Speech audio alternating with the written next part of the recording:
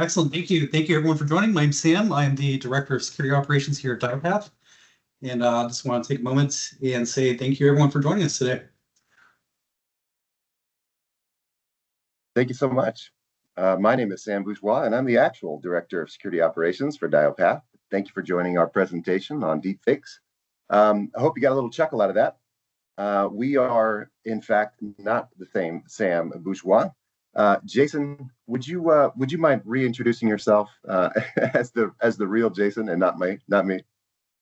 I'm actually Jason. I'm the founder of Breacher AI, and this is a deepfake live video of Sam's face. Wow, good stuff. Good stuff. I think you're better looking than I am, actually. But everybody, thank you so much. Thank you so much for joining us. In all sincerity, we're happy to do this presentation. We're happy to do this webinar today. We've got some great topics to cover. But go ahead and begin. Let's just kind of set the stage. Let's set the tone here. So what just happened? Jason, a good friend of mine and partner with DYOPATH, has joined the call. He's got live video, as you can see up, pretending to be me, Sam Bourgeois. And the concept here is really just a very complex, very evolved form of social engineering. So that's where we're going to begin the call today, social engineering. Okay, so I think most of us will already know, broad strokes, what is social engineering. But in case there's any doubt there, let's just kind of talk about what social engineering has to do with security and cybersecurity in particular in broad strokes. So every organization of any size, any market, anywhere in the globe is going to have to deal with the threat of social engineering, and it can come in a lot of different forms. Social engineering is kind of the heart of phishing emails. Social engineering is the heart of the call scams, the frauds. Social engineering obviously is the heart of deepfakes here that we're talking about right now. So what we're going to do, Jason and I, is just kind of unpack a little bit of the evolution of social engineering. So Jason, we have obviously demonstrated kind of the highest form of social engineering here, which is what we're talking about today, deepfakes. But I want to go all the way back. And so if anybody's curious or you want to take a trip down memory lane, the first time that I remember a phishing email or social engineering was that Prince of Nigeria junk way back when. And those Prince of Nigeria emails kind of evolved over time. And I did a presentation recently about AI. And I think what is interesting is those emails evolved and they became more and more effective when people would kind of use open source intelligence or kind of fluff up those emails with some information about the organization. But what I really saw an explosion in phishing and social engineering is whenever AI came into the mix. And so that's the second one, as we talk about this often. AI can bridge those language barriers. AI can have more seamless conversation, things like that. Where are we at now, though, Jason? As we get from the AI enhanced phishing emails, where are we seeing AI enhanced social engineering today? Yeah, I think deepfake is the next iteration of social engineering and phishing. And you're spot on, right? We've seen basically an evolution from the Prince of Nigeria scams to where we are today, where we're starting to see deepfake being successful in social engineering. And I think it's a trend that we'll continue to see as well. I agree. Yeah, absolutely. I guess the best place to start, if people aren't sure, kind of what deepfake is, could you give us a high level? You're talking about that evolution. Give us a high level. Yeah, so deepfake is basically, it's either video, audio, or images. And in my opinion, the biggest threat that you need to be worried about at the moment is actually audio. And in each case we've seen for a successful deepfake attack launched against a business, it's always the audio which is actually tricking a user into performing an action. But it's a form of generative AI. And I think one of the dangers to kind of focus on in the coming landscape is actually deepfake on mobile devices. I think that's where we're going to see the next biggest kind of shift in attackers going towards SMS and phone calls as well. Yeah, you actually said something that I wanted to make sure everybody kind of heard loud and clear, and that's that the focus, and we're kind of playing into that, right? Like it's almost like a marketing gimmick to bring you on as me, right? But it's fun, it's flashy, it's the new technology, it's really, really, really cool. But to kind of hammer home what you just said, I think it's interesting to say that audio is the thing that we actually should be worried about, and basically without the command, without the direction to do something, to perpetrate the attack, how else would you do it? Like if you're in a call like this and you muted yourself, Jason, I'm not going to be super convinced. Like obviously the audio is where I have to be listening in to say, okay, do you want me to transfer money? Do you want me to click something? Do you want me to share something and do something? And so I wanted to make sure that everybody kind of heard that loud and clear. Who are we targeting? Because I think that's a big difference and something that we should talk about as well. Who are we targeting? I think most of us would know phishing, the word phishing, but let me throw some other vocabulary. It's been around for a long time, but it might be new to you. Phishing, smishing, which is SMS, vishing, which is video phishing, kind of maybe related to what we're doing here, spear phishing and whaling. Now, you don't have to take notes. There's no vocabulary quiz or anything like that. But what we're talking about here is very different, and it's a departure from the typical kind of phishing as a service function that we see in security very often. And I was wondering, Jason, if you just want to talk about that a little bit, because you've got experience in the trenches working with customers who have been attacked, they're the victim of an attack, they're calling you, they need help, or they want to be preventative. What analogy would you draw between that kind of phishing all the way to the whaling or spear phishing? Where does this fall? Yeah, that's a great question. I think it's actually spear phishing, right? So the challenge and the unique characteristic of deepfake is usually it's an impersonation of a C-suite executive, right? And that's what we're seeing as being successful. And in some cases, we're actually seeing that the impersonation is overriding security controls. So by that nature, I think it's going to be a very targeted vector and targeted towards specific individuals and organizations only, right? I don't think we'll see a broad deepfake attack towards an organization. I think that's less likely, but I think hyper-targeted attacks, which are more effective, is just a natural progression of deepfakes. So I think it's basically the next iteration of spear phishing. I think you're right, and I really like to give myself high fives. I feel like we're just really connecting. I really like the look of you. I like the ideas you have. You're a big guy. No, in all seriousness, we really need to conceptualize this, because I think it's a game changer. Because it's not the pray and spray. It's not the broad distributed attacks that you might expect, and it does depend a lot on the open source intelligence gathering. So I just kind of want to touch on that. I'll give you something, Jason, to kind of respond to. This is something that I hear often, and when I talk to C-level folks and deepfake comes up, you know what I hear often, and this might resonate with others, is I do a really good job trying to limit my presence on social media.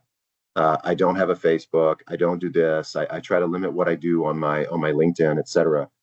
So to put the question to you, Jason, is that an effective countermeasure? And what do you think about that?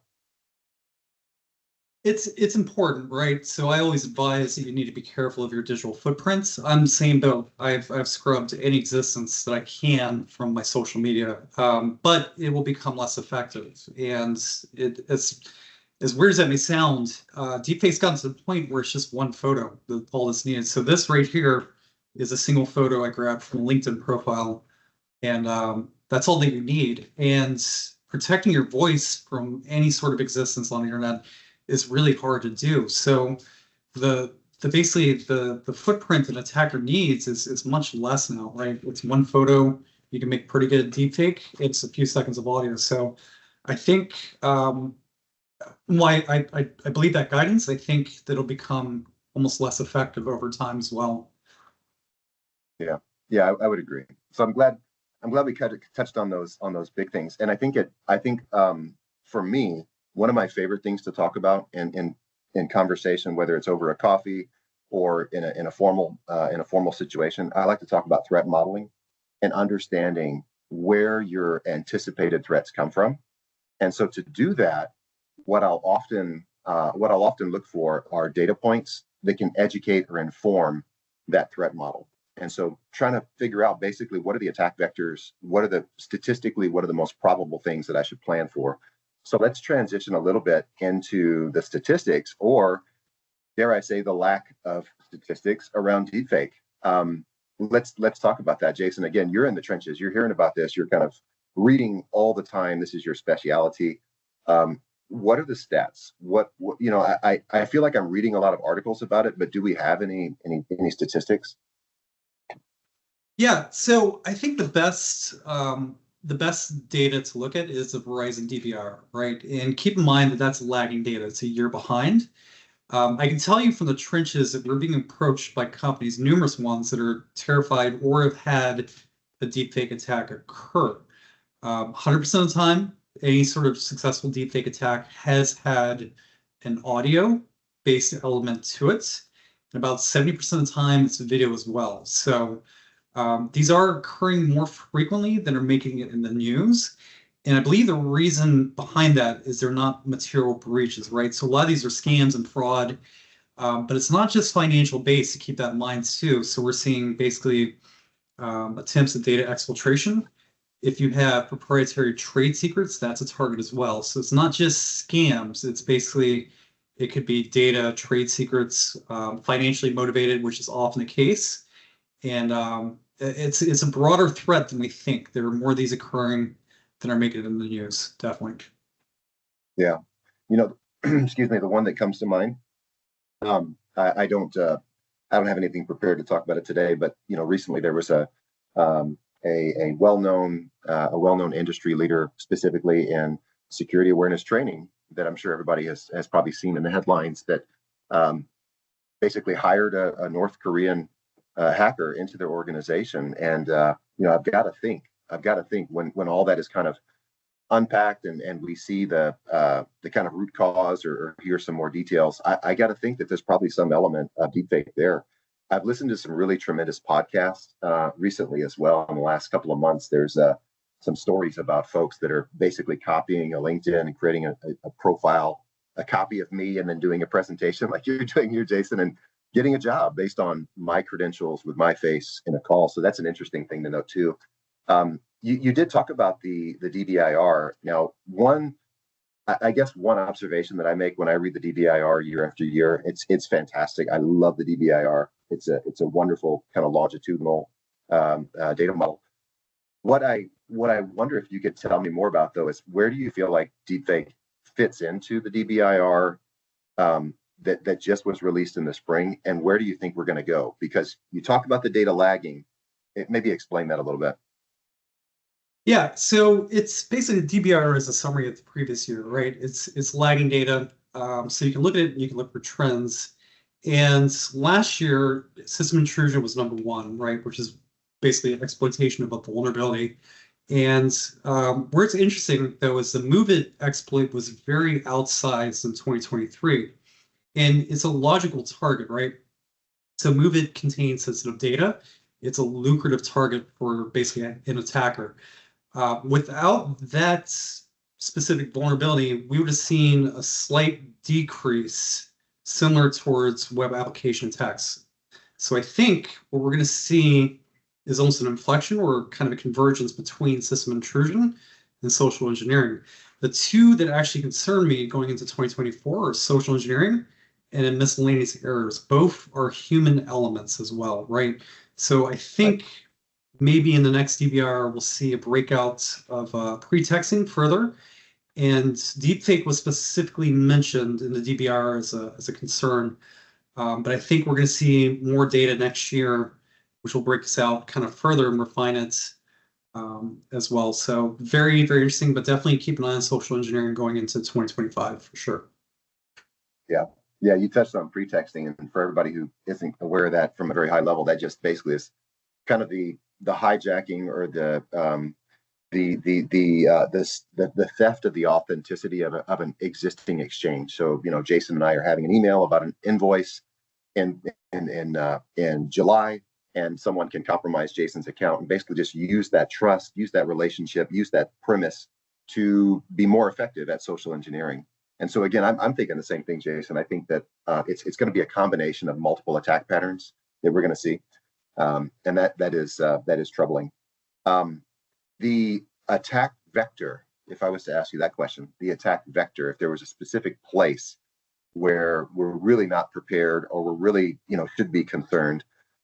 Would you agree that the general BYOD space, and I'm not saying phones necessarily, although of course we're talking about cell phones. I'm talking about, devices that have access to corporate systems, corporate networks, but that are unmanaged. What are your feelings about that? My feeling is that's perhaps the biggest attack vector. I agree. I think it is. And here's why I'm concerned, right? So, like the first slide where we saw this evolution of scams, it used to be just the Prince of Nigeria, right? Poorly phrased emails. That's evolved to very perfectly phrased emails crafted using AI. And we've seen that improvement. SMS scams, they used to be kind of broad, kind of general, hey, your UPS package is delayed. But I'm seeing basically an inflection where we're starting to see more targeted attacks. So I'm getting SMS scams that are directed to me personally towards using my name, my full name. And I believe the root cause behind that is actually data scraping using AI as well. So I think based on what I'm observing is that an attacker basically hits a barrier, right? People get used to kind of the generic scams, or they have a hard time getting through the inbox. They're naturally going to try to evade those offenses and go left and right. And I think the biggest concern that I have is actually BYOD and mobile devices. And the reason being is there's virtually no security control to stop a phone call towards an employee. And that's where I'm really concerned, to be candid. And I think your best line of defense in those cases where there's no compensating controls or security tools to stop those sorts of attacks is actually user awareness training and education. So those are just my thoughts. Yeah, and it's it's not illegal, right? It's not illegal to call someone, and that's maybe an issue, is because we don't have not only the organizational policies to put guardrails up and to protect our networks. We don't have even the legal guardrails, right, to protect us. It's not illegal to call people. Obviously, I'm here in Florida. Jason's here in Florida. I get calls all the time, and it says Tallahassee, it says West Palm Beach, it says Miami, and the individuals I'm talking to are most certainly not in those locations. So that is a concern. That is a concern for me. Is it legal to do an SMS, Jason? I don't believe that is, right. The calls are legal, but what do we need to worry about for SMS? So SMS, it's against the law to phish someone directly through an SMS message, and that falls really on the carriers to take corrective actions against those. But picking up the phone, as you mentioned, is not against the law as well. So we did see kind of a robocall using Biden's voice in deepfake, and the FCC definitely responded and put in measures to counter adversarial AI and deepfake in those cases. But it's a concern to keep an eye on, and I don't anticipate that we'll have necessarily compensating security control for phone calls in the near horizon. So again, I think the best thing to do is basically educate your users and just ensure that you have that awareness around that threat, and that's a vector that could potentially happen. And that's an interesting thing to note if anyone's on the call and they're looking at potentially, partnering with someone like yourself. I'll kind of open up a little bit about DYOPATH internal and just kind of share how we came into a relationship, Jason. So I was following your work, and I was kind of a fan of what you were doing. And I reached out to you and I said, hey, I want to make sure that DYOPATH, my organization, my team, my community is safe. Can you help us to test our existing controls and just kind of offer some advice, training, et cetera? And that went exceedingly well, by the way. And that's why, I kind of understood a little bit about the SMS messages. I imagine it actually makes it a little bit challenging for you, Jason, because you can't send SMSs as part of your testing, as part of your testing program, but you can receive an SMS. So if someone engages you, that's a legitimate exchange. So if someone engages you as part of your testing process, that's acceptable. That's totally fine. But just to kind of share again, we brought Jason in and we did a test, and we were pretty happy with what we learned, and it was a great experience. And I would encourage anyone on the call, if you're in a position of authority, or you can reach out to someone to tell them about it. I think it's a tremendous opportunity to work with someone like Jason, and you can do that with our DYOPATH partnership. We're really excited to do that, and maybe I'll just kind of turn over to you, Jason, to talk about a little bit of maybe what you did with DYOPATH, what you do in general, and just kind of who is Breacher. Yeah, absolutely appreciate that, Sam. Thank you. We're thrilled to partner with you all as well. We're excited about this partnership, and it's basically so the founding principle for Breacher was back on the heels of the MGM breach. It was basically a $100 million ransomware attack that was executed with just a voice phone call to help desk. And on the heels of that attack, we started testing AI, voice modulation, deepfake, and we came to the conclusion this is a very real threat, right?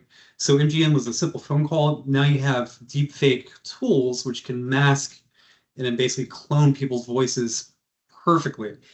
And we jumped into action. We couldn't think of a better sort of solution than to run targeted scenarios to test these controls using deepfake and then educate users as that first initial response. It's a very complex problem. There's no silver bullet for deepfake and a combination of people, process, and technology. But where we come in is we're actually pressure testing security controls to see how they hold up to deepfake. And then we're finding out which users are vulnerable and educating them on the spot with awareness training that's very targeted to the exact vector that we use. So that's what we do in a nutshell. So we have a couple different solutions. We have detection, attack simulation, education, awareness. It's we're here to basically solve for deepfake as best as we can. That's great. That's great. And we're like we said, we're trying to bundle this together in a way that's manageable for organizations. It's scalable. We can do the assessment side, kind of a fixed opportunity just to kind of test your controls, et cetera. And we can also bundle this together and make it a kind of a larger service offering as well. So whatever the need is, I think we can probably accommodate. Let's kind of unpack what is your MO and how would we recommend to prepare. And so let's do that if we can, Jason. Yeah, absolutely. So I think with deepfake, it's a very interesting and it's a very advanced and complex problem. But going back to the basics, I think is fundamental. Right? Is your security controls may have worked in the past, but are they effective against this new element? Right? For example, is help desk expecting a phone call using the exact voice of the CEO?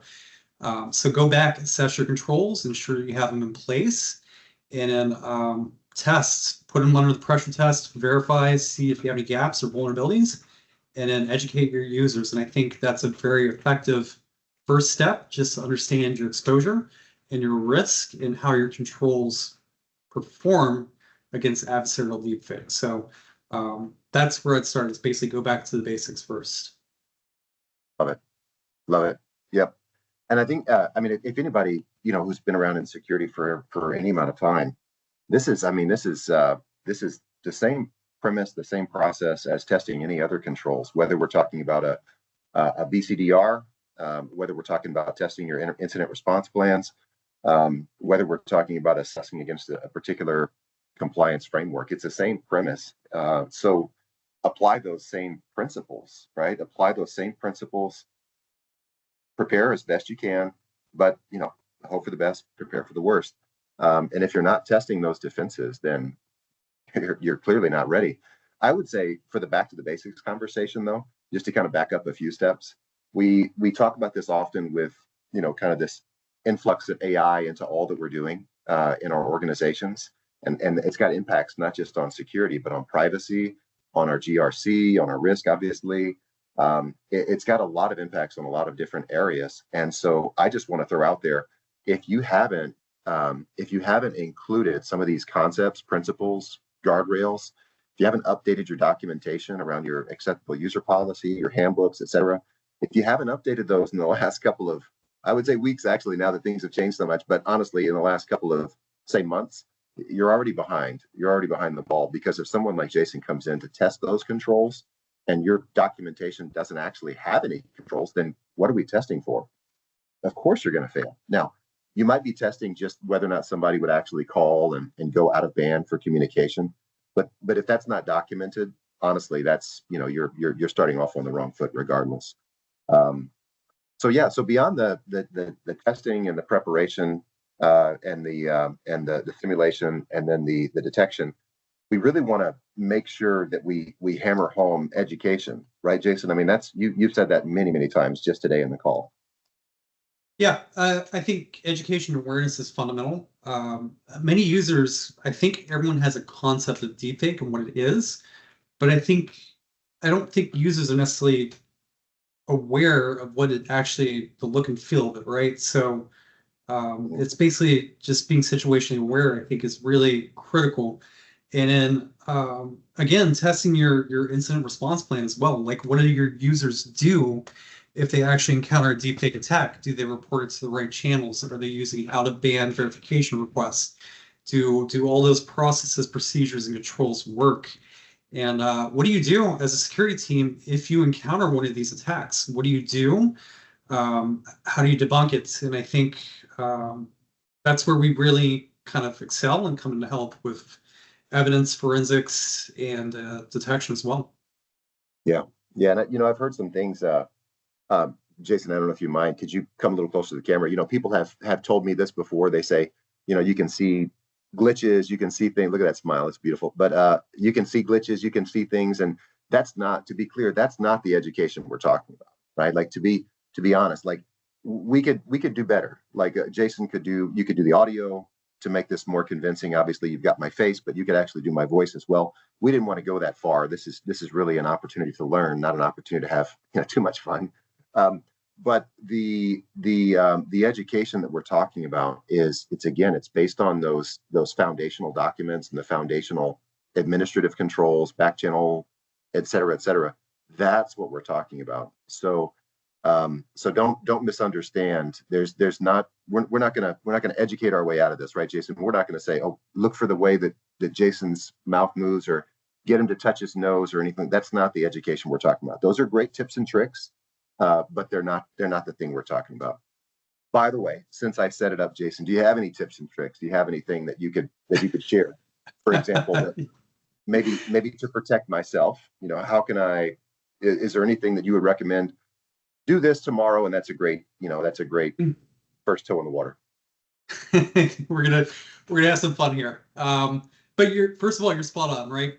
Educating users to look for these glitches and irregularities, it's a recipe for disaster, and you're giving a false safety net for things that will not exist. Since we've been doing this, the maturity of deepfake it's been so rapid that in the very near future, we're not going to have these glitches or irregularities that we can rely on.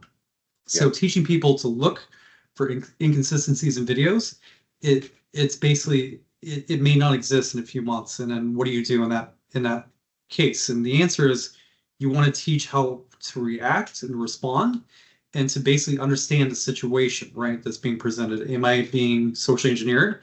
Am I being pressured into perform a task or action?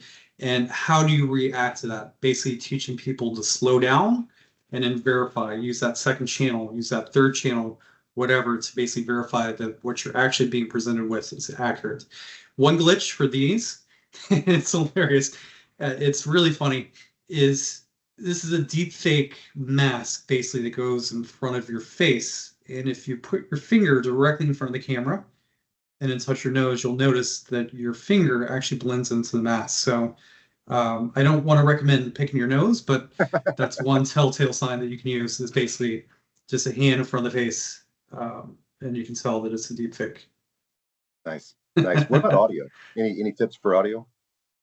Audio is much harder. So there's really, you have less of those things you can look for, right? It's breaking the control. If you're in a situation where you feel pressured, is basically taking a step back, verifying, and then understanding if you're being pressured to perform an action. With voice, it's much trickier, but there's certain things that you can do. For example, like let your phone go to voicemail, like ensure that you let it go through, call back and verify the correct number for the CEO as an example. Putting your help desk behind voicemail, super effective, right? So instead of having a direct line of communication to a user where they're being pressured into performing an action, having it go directly to voicemail, they can look at it, call back, verify, and then act on it or ignore it. So just a couple of examples. Audio, if you're uploading video of C-Suite, add a layer of soft background music that makes the AI module a little bit harder to do the clone. It's not a full stopgap, but it's definitely one thing that you can do to make it a little bit trickier. So there's tips and tricks that you can do, but educating on the situation and awareness, I think, is fundamental. That's great. Thanks for sharing that. I appreciate it. You want to walk us through the simulation side? So again, I brought you in to kind of do this kind of stuff. Tell me, where did you start? How did you perpetrate that attack? Yeah, absolutely. So it's using OSINT. We're performing a simulation exactly as if an attacker would do it. So we're looking for video of the executive. It's just a few seconds of audio that we need. So not much is needed. So we can find it on YouTube usually. We'll go through LinkedIn profiles. We'll grab profile pictures. You don't need a source of a video anymore, and that's really kind of scary with deepfake. Yeah. If I have a photo, I'm able to basically craft a pretty realistic deepfake at this point. So we do OSINT, and that helps companies understand how exposed they are and their digital footprint as well. But again, it's going to be harder and harder to protect that digital footprint because you need less resources and less materials to actually craft deepfakes now. Yeah. The description you just gave, I think it might be a good time to maybe just refresh everybody or just kind of remind everybody, what is a typical, what's the MO of a bad actor? Everybody's kind of familiar with ransomware. That's, top three, any market, anywhere in the world, any industry, they're going to say ransomware is their top priority, right? So thinking about it from a similar workflow, ransomware, you get a foothold. So the attacker has some kind of foothold. They elevate, escalate privileges, get access to something that they shouldn't have access to. Most of the time, what we'll see is they will then kind of get a lay of the land. They'll exfiltrate your data. So they'll get your data out of your system, out of your network. They'll look for your backups. They will destroy the backups, and then they will, execute their attack where they'll, lock up your files. That's kind of a typical ransomware workflow. In this case, where does deepfake, where does that kind of fit into an attack like that? Where do you feel like the analogy might hold water? Yeah, so that's a great question. And I don't think we've seen a shift from your standard threat actors towards deepfake yet, right? I think the standard techniques and tactics have been very effective, and maybe we will, maybe we won't, but I think it's going to be initial access, and going after credentials is going to be kind of gaining that initial foothold into towards an organization. Very similar to MGM, basically the same sort of scenario. I think deepfake is the next kind of iteration of those sorts of social engineering attempts. It's definitely a threat to watch on the horizon. Yeah, and I brought up the ransomware. I guess that's another analogy that we can maybe call attention to is the evolution of ransomware is very much in line with the evolution of social engineering with AI leading to deepfake. We saw ransomware begin with, it was a lot of folks with maybe highly technical skills. They could build the tools, they could build the applications to perform that attack. And then eventually we saw people say, okay, well, I don't have the skills, but I have the willingness and some limited know-how. So can I buy the thing from you? And then we saw that evolve into ransomware as a service, where we had HR departments and help desks that would basically work for a ransomware perpetrator. And then we saw an eventuality where we got to kind of where we see today. The term that I've heard thrown around is junk gun ransomware, kind of like a 3D printed gun. It's going to blow up, of course, but it works one time.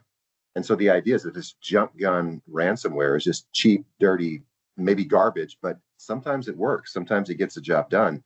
There's very little barrier to entry to performing those kind of attacks. I think that's maybe a similar trend to what we're seeing with deepfake, where to set up an attack like this, to do what you're doing today, Jason, just ballpark, what does this cost? What's the cost to get something like this up and running? The scary thing is, and you absolutely nailed it, is this costs less than a quarter pounder, right? It's a lot of these tools are open source, which are free or commercial, and they're not too expensive. So that means that the cost and the barrier for for entry is lower, and that's part of the danger. That's what makes this a little bit more dangerous as well. Is that the notion that this is only going to be done by hoodie-wearing hackers or whatever you want to portray them as, not the case. It could potentially be done by anyone. So, for example, if someone has ill will towards an organization, they could absolutely easily craft a deepfake of the CEO saying something and then use that to damage the brand, right? And those sorts of attacks, I think, are going to be very realistic because it's just so easy to create deepfake now. It's a broader threat and it's more accessible to the public. Yeah, I agree. So, the bottom line, if you're listening, is we need to do a comprehensive evaluation assessment of your environment.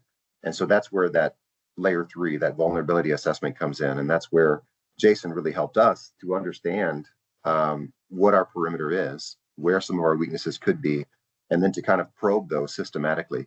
Now, I'll be honest, we didn't go all out, right, Jason? I mean, we didn't go all out. We could have done a lot more. We could have tested a lot more thoroughly. This was just kind of not an experiment, just kind of a first attempt at this that DYOPATH went through.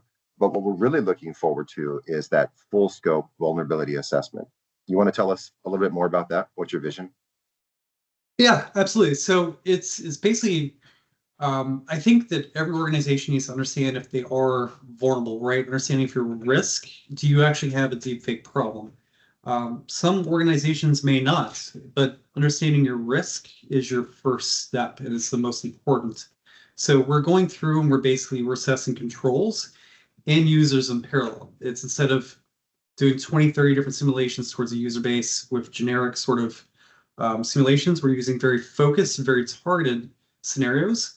And it's testing your controls and your users in parallel. So testing help desk, finance, HR, your data controllers, basically any sort of entryway into an organization, we want to verify if it's vulnerable or not, and then take that extra step to educate those users too. So that's a very high level of our assessments. It's basically, we're fully managed external.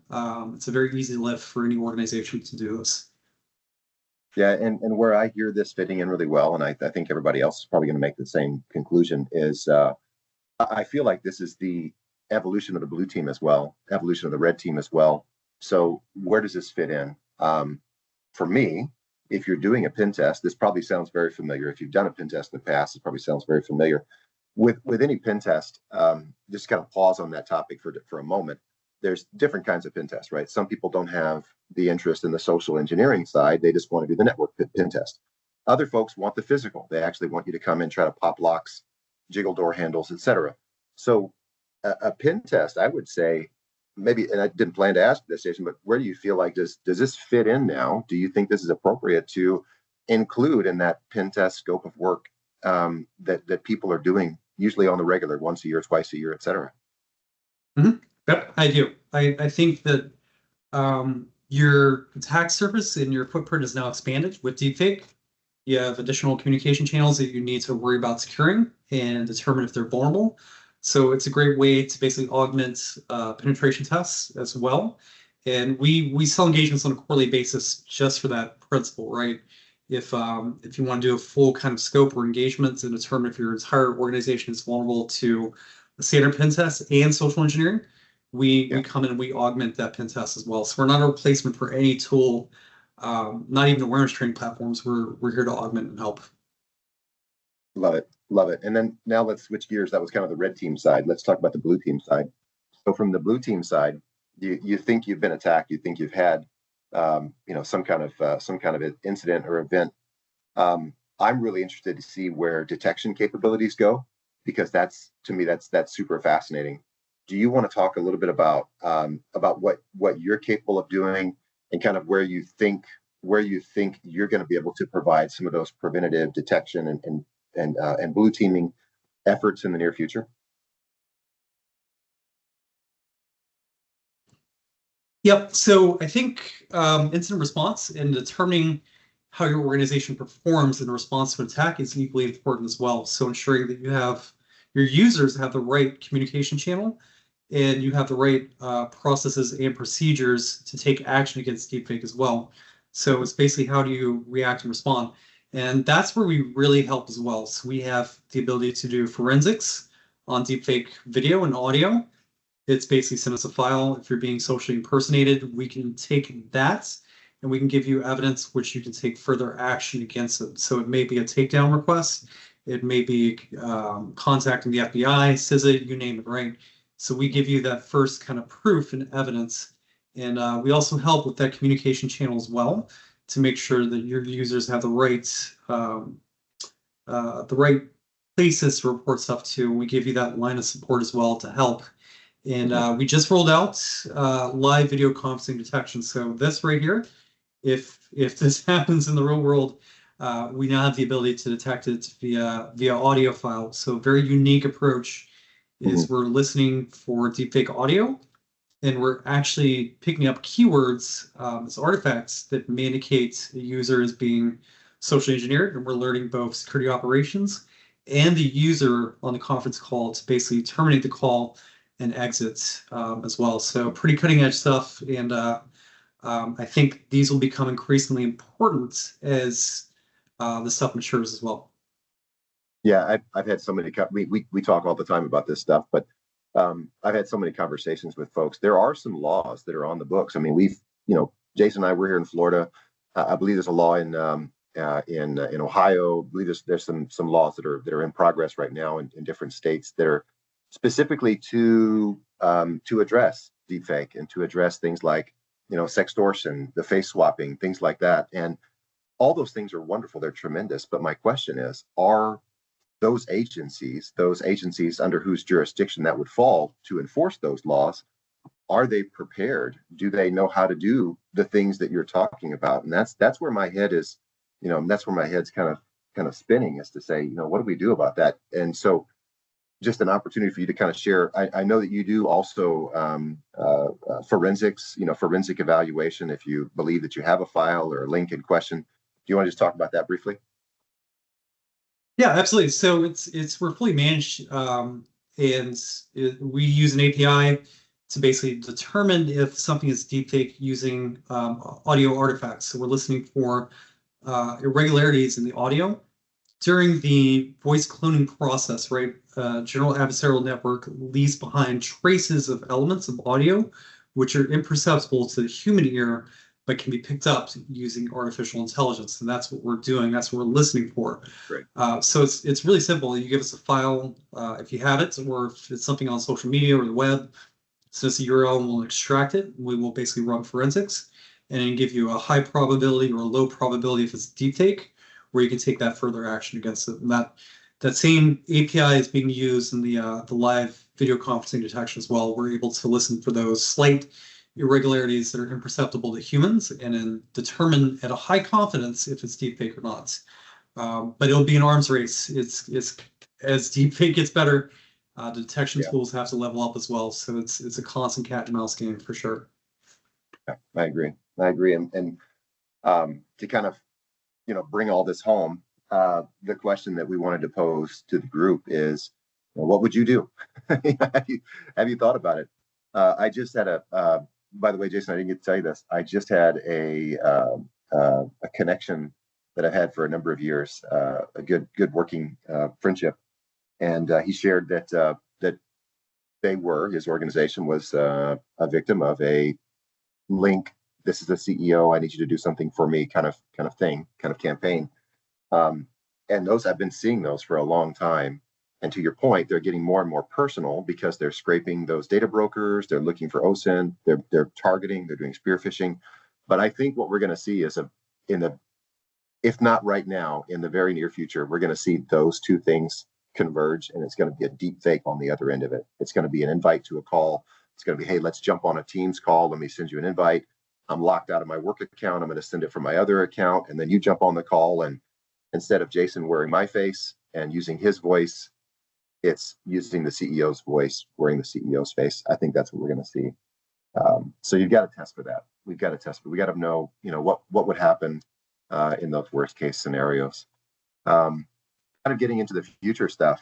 We have kind of touched on the technology, I think, but maybe from the business impact side and just kind of talking about who these targets, who do you expect these targets to be?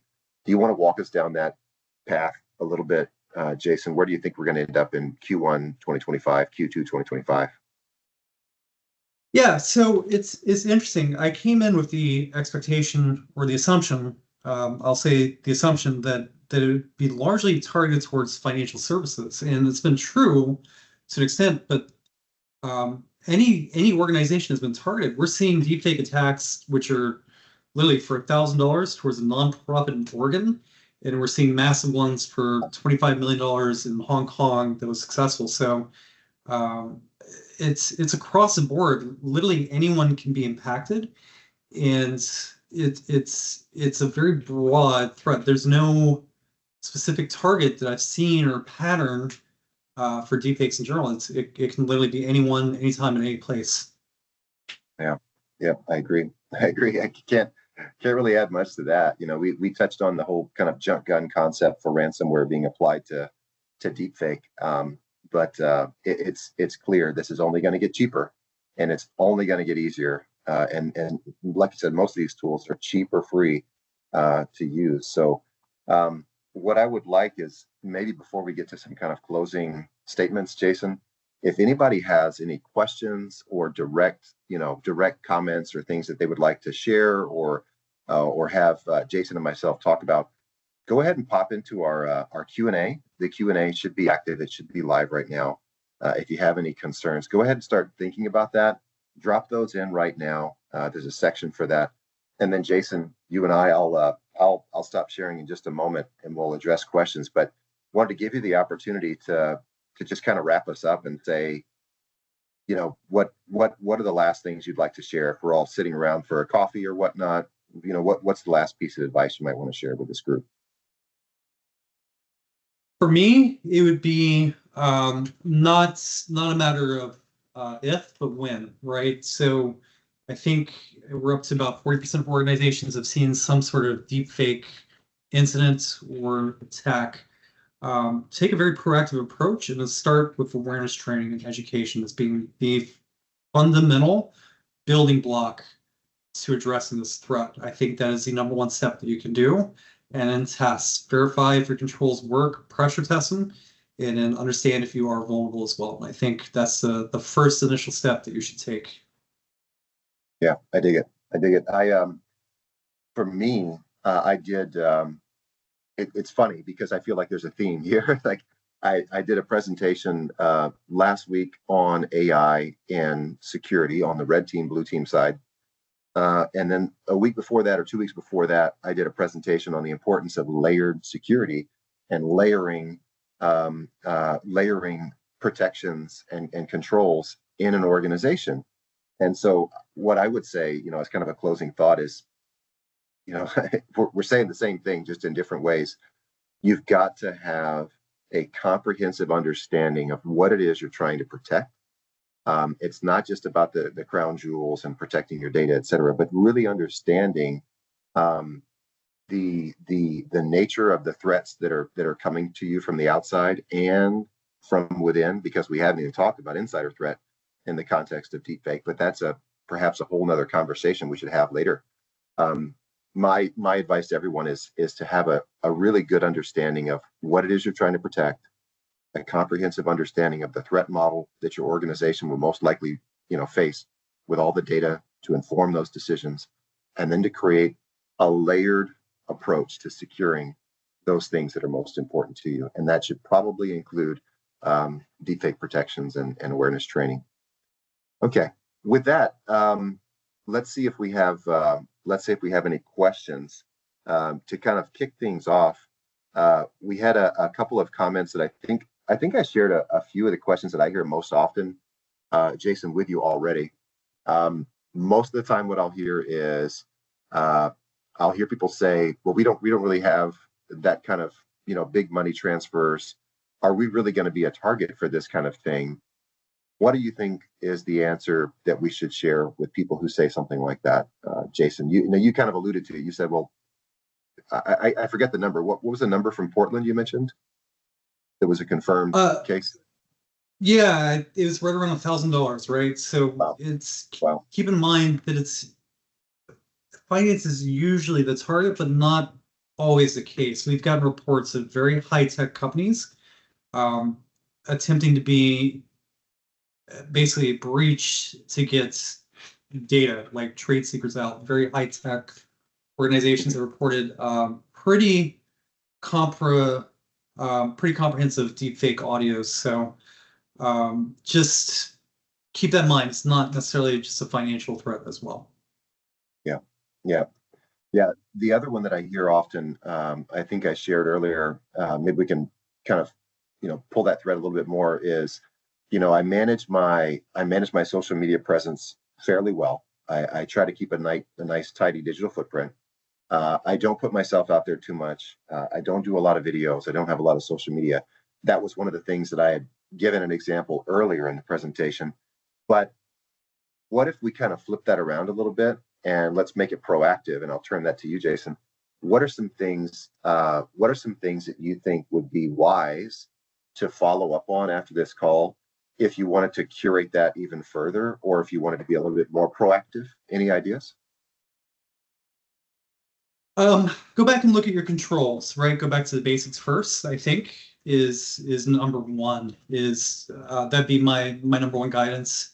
And then just think about your risk and your exposure, like where are your risky transactions that are vulnerable to social engineering, and then what data do you want to protect? And then look at your incident response plan too. Does it address deepfake? And if not, how do you update it to basically have a runbook or playbook in place that will be able to handle a deepfake attack?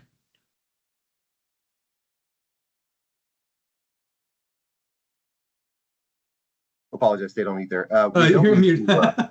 Yeah. I just assumed you were going to start talking for me, Jason. I don't know why. We don't need to take the whole 60 minutes here. If there's any further questions, any other questions, obviously we're happy to address them. If you want to reach out to Jason or to myself, you'll have the right links in the presentations there. Let me go ahead and just say thank you to everyone. We really appreciate your time. Really happy to do these kind of calls. I hope that everyone found this to be educational and informative. Jason, I wish that we could see you for real. Any chance that we could see the real Jason sometime? Let's try. Sometimes No, we get no. no, That's okay. and it's okay. I did you all a favor. That's good. That's good. Well, thanks everybody for joining. We'll do another one, Jason, and maybe I'll come in as you. I'll be Jason for the next webinar, and you can be yourself. But thanks everybody so much. Really appreciate it. Reach out if you have any questions. We'd love to help you prepare for these kind of events. Help you with your documentation, the training, the assessments, etc. Have a wonderful day. Take care. Thank you. See ya.